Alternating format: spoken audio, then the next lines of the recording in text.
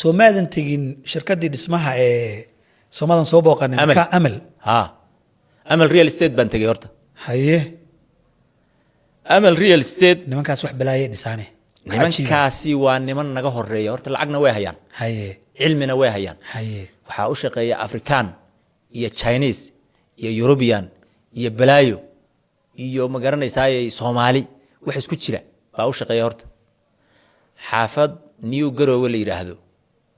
جرو وذا عصب أو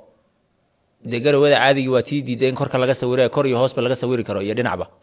بيدسين هاي أو إنتاسو كيلومتر كفر ده هاي marka guriyo kala nooc ah oo dadka ganacsatada iyo qurba joogtii dadka Ilaahay wax siiyay loo dhiso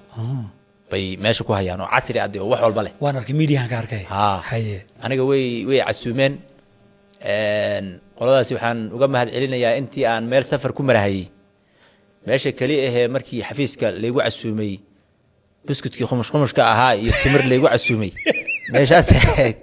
aad baan uga mahad celinayaa biskudkii ganacsiga ay kiciyay biskudkii bay keeneen iyo timirtana dee waa tii laynagu xaman jiray iyo buskudkii iyo waxay keeneen iyo shaah isla socda dadka cadhadii garow nimankaas iga meedhay ma buskudkii ganacsiga ay kiciyay bay keeneen naftiisa xushxushkii bay keeneen marka aad baan u salaamayaa qoladaas way soo dhaweeyeen xaafadday igu soo wareejiyeen waxay isugu jirtaa xaafaddu wax walba masaajidkii supermarketkii guryihii la degahayay goobihii jimicsiga kuwii lagu ciyaarahayay dhinac walbaba laamiga xaafaddu xoogaa bay u jirtaa magaalada laamiga xaafadda ka imanaya xaafadda ku dhex wareegahaya ee magaalada imanayana iyagaa gooni u dhistay waa dawlad gooni ah nimankaas waa sida tan new real estate waa saas oo kale iyagaa gooni u dhistay waxaan idhi dee meeshan dadku maba ogee ma dadka u sheegtaan dad badan baa og bay igu dhaheen oo rag badan bay idinka xataa haddaad maaragtay nala shaqaynaysaan soo dhawaada bay dhaheen oo inaad dadka u sheegtaan ma ahee xataa maalgashi